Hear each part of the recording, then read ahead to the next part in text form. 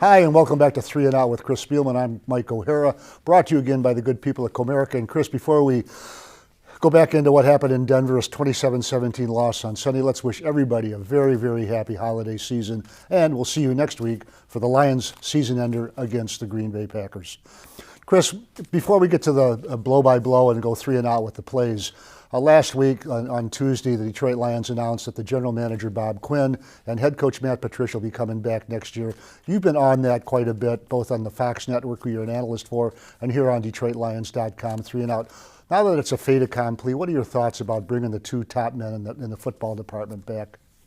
Well, I think it's the right decision right now. Now, obviously, the parameters have been set. I mean, it's pretty much, from my understanding, and I could be wrong. I'm not a mind reader, but they probably have to make the playoffs next year. And I do think, Mike, that with everybody healthy, they'll have a chance of doing that. Now, there's obviously improvements need to be made, especially on the defensive side of the ball. The defense certainly didn't play up to its level that it's capable of playing this year, and that has to improve drastically for this team to get on a playoff run. I think with a healthy offense with Golladay and Jones and a healthy carry on, and of course Matthew Stafford, if all those guys can stay healthy, then I do think this team is very capable. And we're going to have to see what Bob and Matt decide to do in the offseason and what changes that they make, and understand that, okay, whatever we're doing now is not working. So what are we going to do to change it? And that's something I think that all Lions fans are anxious to find out. All right, let's go back to Sunday's game now. The Detroit Lions get off to a good start, a long drive on their first possession to a field goal to make it 3-0. And now early in the second quarter, Jamal Agnew, who's had flashes of brilliance at times in his 3 years with the Detroit Lions, does it again. A 64-yard punt return for a touchdown to make it 10-0. Chris, go three and out, break it down, tell us what you see. Well, he's such a weapon to have, and not to reminisce, but I will. I mean, it reminds me of Mel Gray, where every time that Mel Gray, Mike, you remember covering Mel Gray, anytime there was a kick, there was always a chance, at least on the sidelines, that we felt that Mel, whether it would be a punt or a kickoff return, can go the distance. This is just well blocked. I love the discipline of the guys not blocking in the back, and they're staying off of it.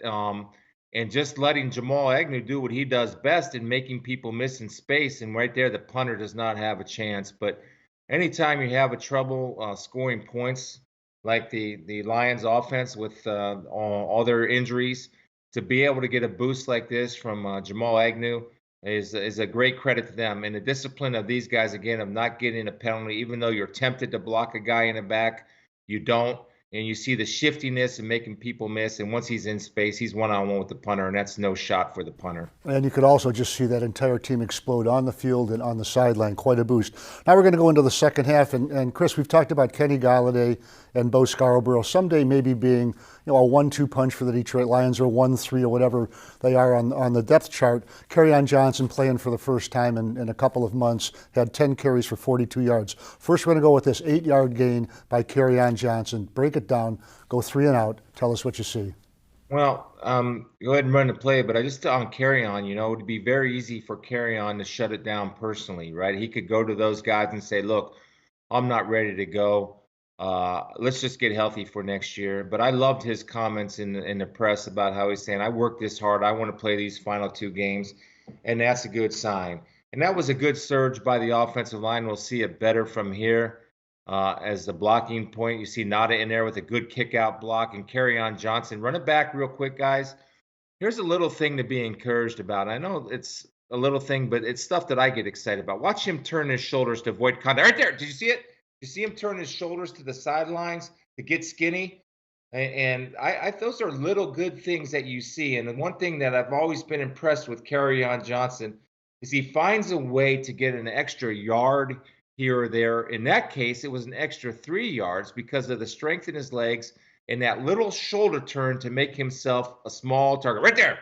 That's really good stuff from Kerryon, and hopefully that'll carry over into next year. Okay, and that was an 8-yard gain, and we come right back on the next play, 18-yard run by Bo Scarborough.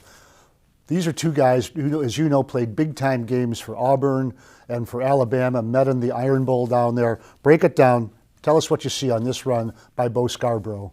Well, the thing I like about Bo Scarborough is that he's a north-south guy, right? He doesn't have quite as much shake as Carry On, but that's just straight ahead and running through tacklers.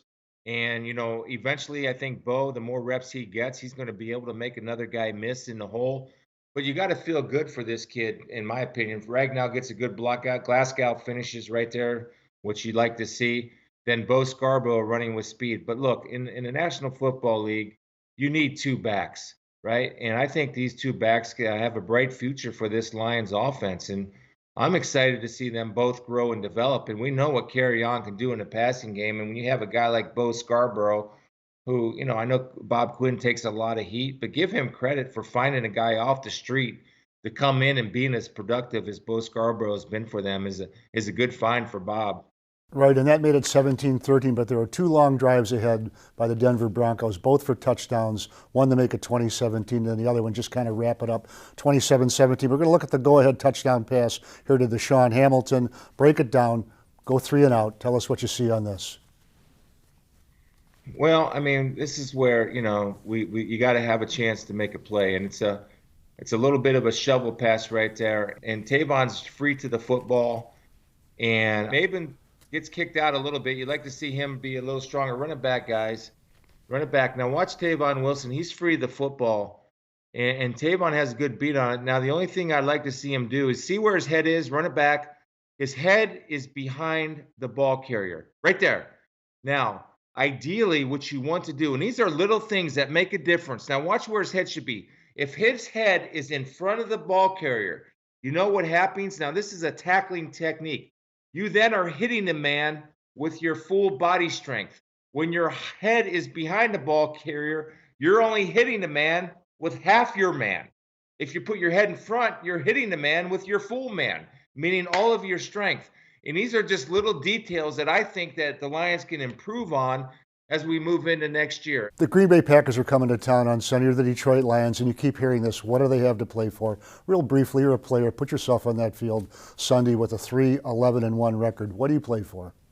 Because you're a professional football player, and there's honor and pride. I did the Giants and the Redskins this past weekend.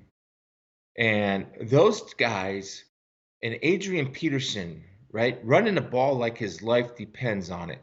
Donald Penn for the Redskins, who's a 14-year veteran and an offensive tackle, fighting his rear end off. All the players flying around because they're professional football players.